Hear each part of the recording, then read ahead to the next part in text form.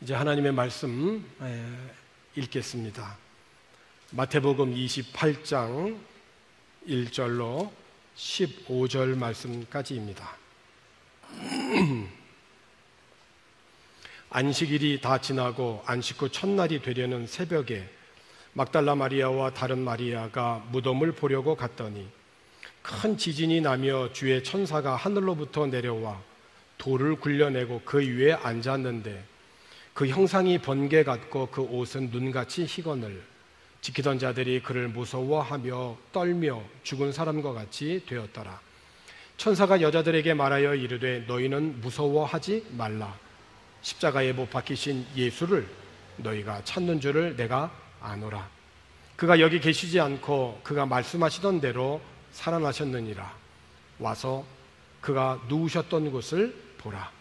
또 빨리 가서 그의 제자들에게 이르되 그가 죽은 자 가운데에서 살아나셨고 너희보다 먼저 갈릴리로 가시나니 거기서 너희가 배우리라 하라.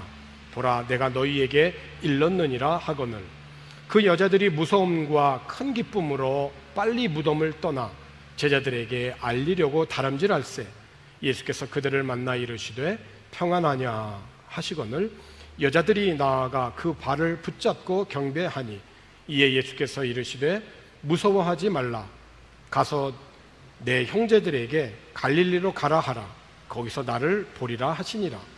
여자들이 갈 때 경비병 중 몇이 성에 들어가 모든 된 일을 대제사장들에게 알리니 그들이 장로들과 함께 모여 의논하고 군인들에게 돈을 많이 주며 이르되 너희는 말하기를 그의 제자들이 밤에 와서 우리가 잘 때에 그를 도둑질하여 갔다 하라. 만일 이 말이 총독에게 들리면 우리가 권하여 너희로 근심하지 않게 하리라 하니 군인들이 돈을 받고 가르친 대로 하였으니 이 말이 오늘날까지 유대인 가운데 두루 퍼지니라. 아멘. 오늘은 교회력으로 예수님의 부활 후 세 번째 주일입니다. 부활절부터 계속해서 부활과 관련하여서 말씀을 전하고 있습니다. 오늘은 예수님이 부활하신 그날에 예수님의 부활을 직접 경험한 자들을 살펴보면서 여러분과 함께 은혜를 나누고자 합니다. 첫 번째는 여인들입니다. 오늘 본문인 마태복음에는 예수님이 다시 살아나셨다라고 하는 소식을 가장 먼저 들었던 자들이 막달라 마리아와 다른 마리아라고 이렇게 소개하고 있습니다. 마가복음에서는 막달라 마리아와 야고보의 어머니 마리아와 또 살로메라고 소개하고 있죠. 누가복음에서는 막달라 마리아와 요한나와 야고보의 모친 마리아라고 기록하고 있고 요한복음에서는 막달라 마리아만 이름이 나와 있습니다. 막달라 마리아가 무덤에 왔다라고 기록을 하고 있는데 물론 요한복음에서 막달라 마리아 혼자 예수님의 무덤에 올라왔다라고 기록하지는 않습니다. 이어지는 구절들을 보면 이 막달라 마리아가 우리라고 하는 이런 단어를 사용한 것으로 보아서 막달라 마리아와 함께 다른 여인들도 예수님의 무덤에 함께 올라온 것을 알 수가 있습니다. 마리아가 참 여러 명이죠.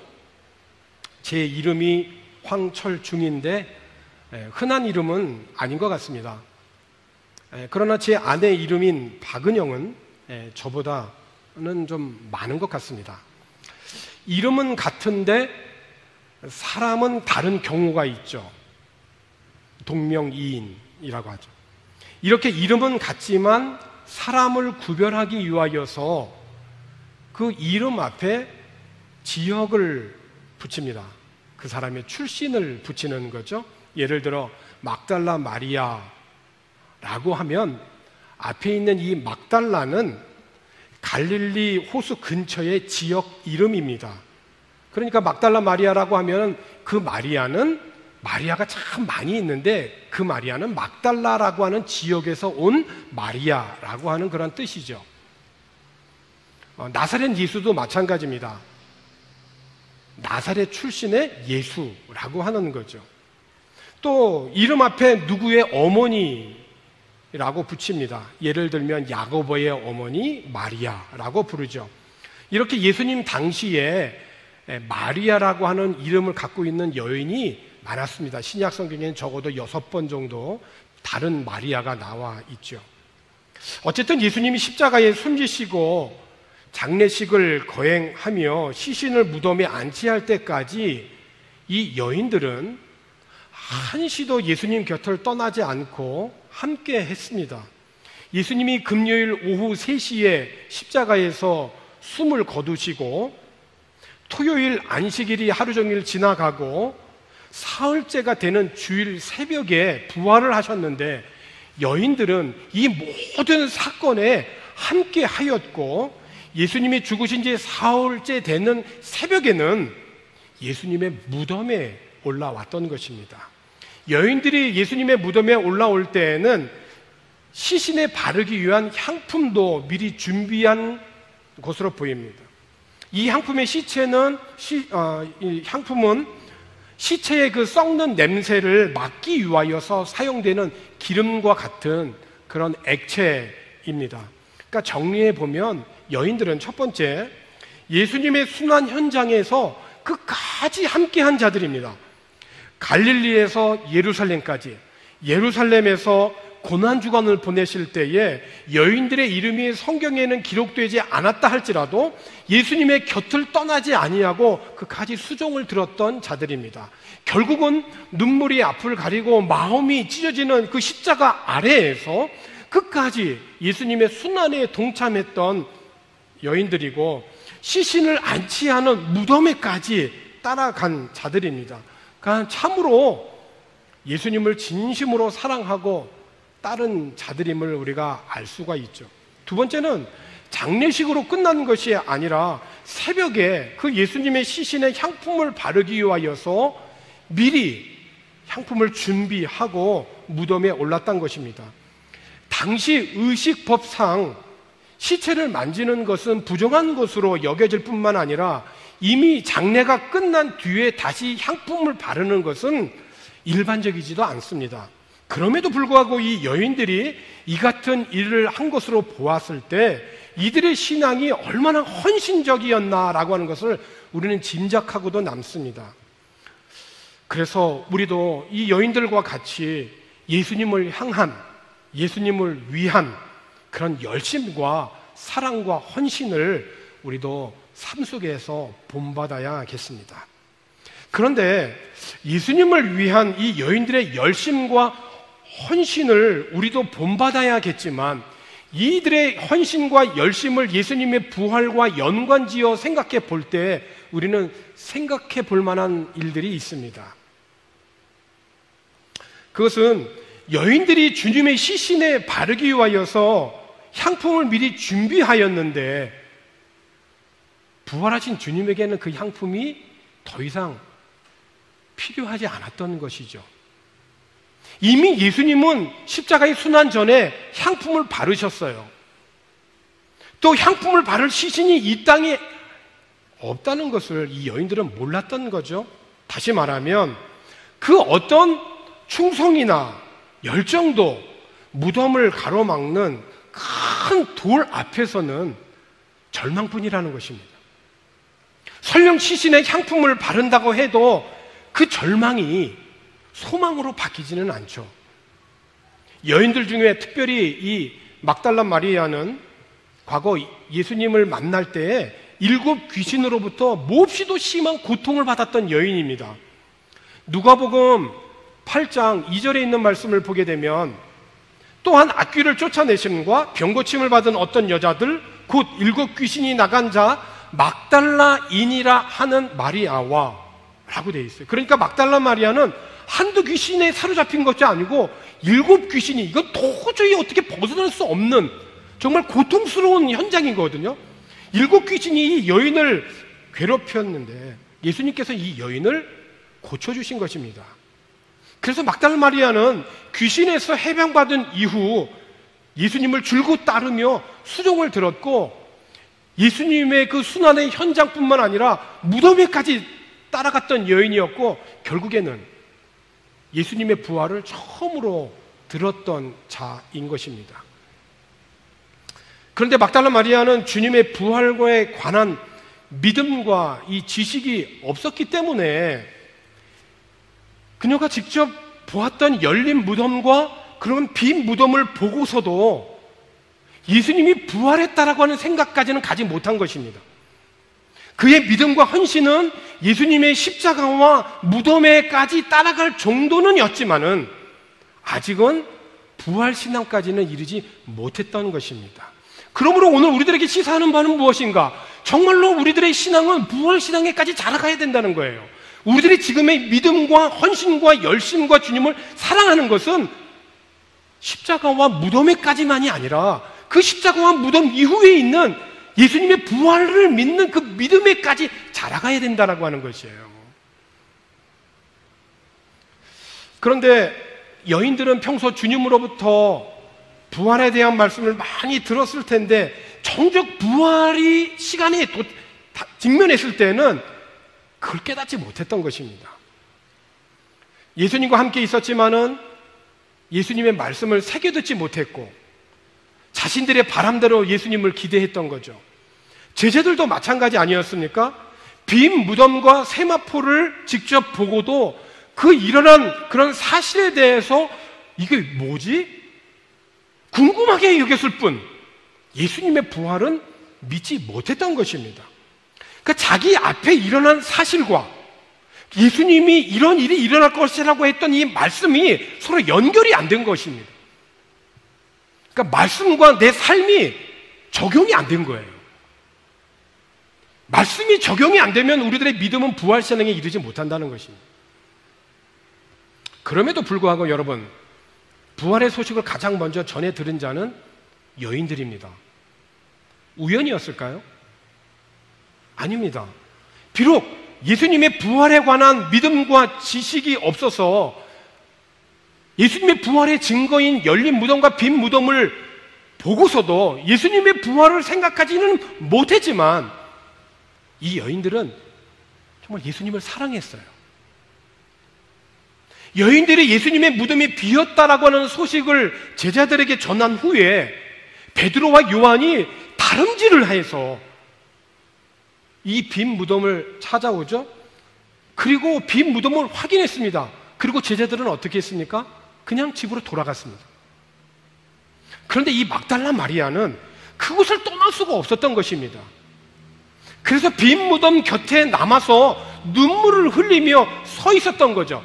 여러분, 참으로 기뻐하고 기뻐해야 될 그 부활의 현장에 예수님의 말씀을 기억하지 못하고 예수님을 믿지 못하여서 그 기뻐해야 될 삶의 현장 속에서 오히려 걱정만 하고 있는 이 여인, 그런 염려 가운데 빠져 있었지만은 부활하신 주님은 친히 눈물을 흘리며 슬퍼하는 마리아에게 부활하신 후 처음으로 나타나셔서 자신의 부활하신 모습을 이 막달라 마리아에게 보여주셨던 겁니다. 우리는 여기서 한 가지 사실을 깨닫게 되는데, 부활신앙은 인간 스스로의 경험과 지식으로 말미암는 것이 아니라 오직 하나님의 은혜와 주 예수 그리스도의 자기 계시를 통해서만 주어진다라고 하는 것을 우리는 알게 됩니다.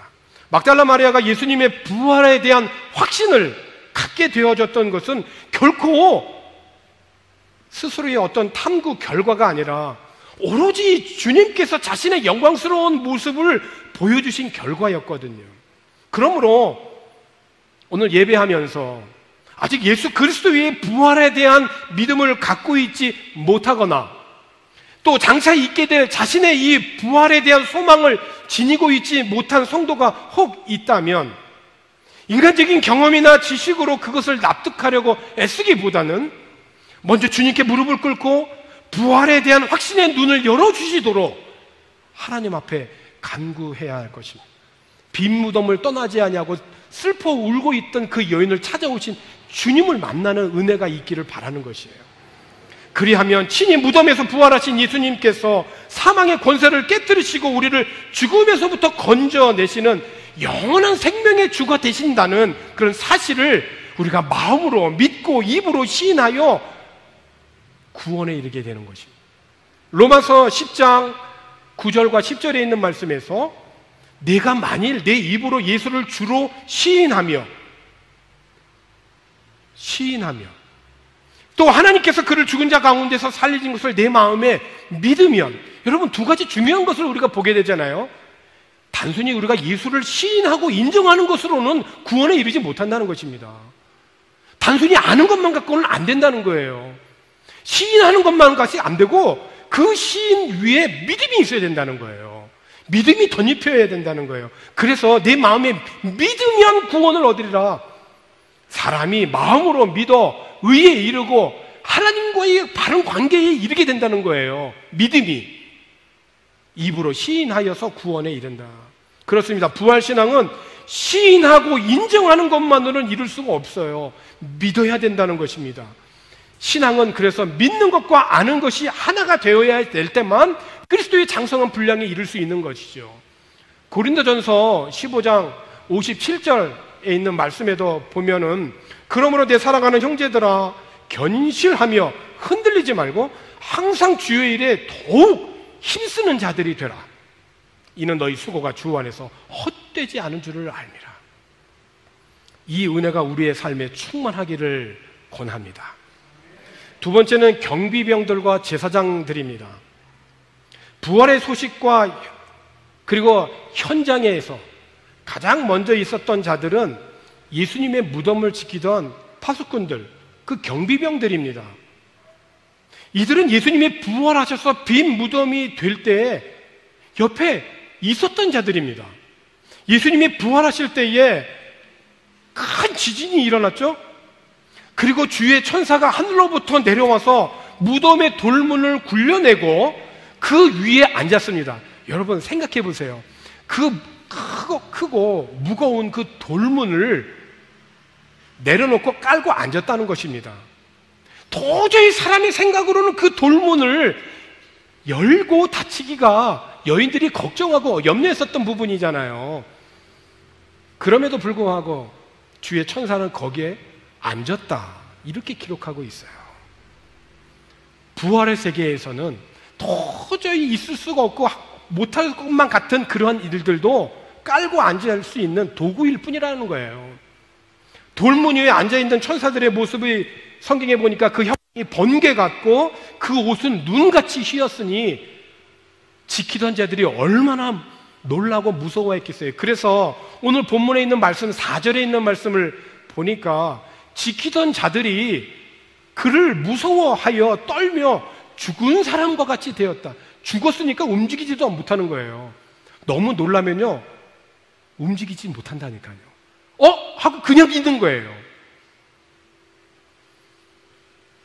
그리고 천사들이 여인들에게 예수님의 부활을 소식을 전한 경비병들도 옆에서 천사들이 여인들에게 하는 말을 들었어요.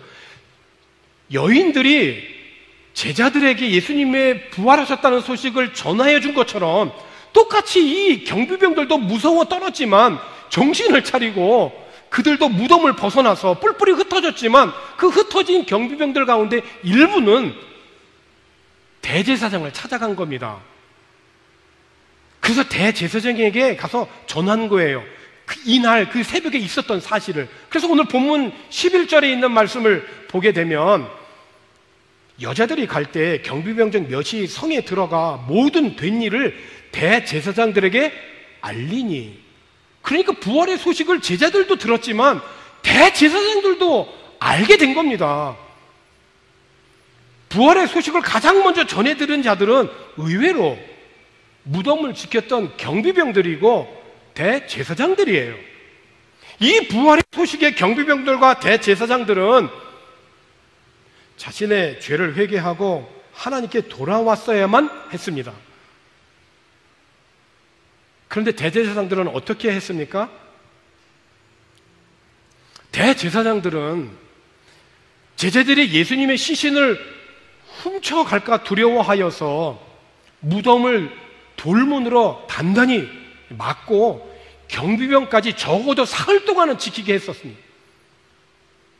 그런데 예수님이 부활했다고 하는 소식을 전해 듣자 크게 당황하면서 다시 싹 악한 음모를 꾸미게 됩니다.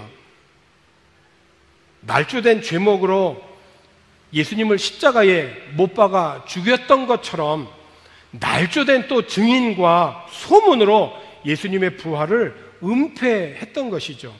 경비병들을 돈으로 매수했습니다. 성경에 보니까 많은 돈으로 매수했다 그랬어요.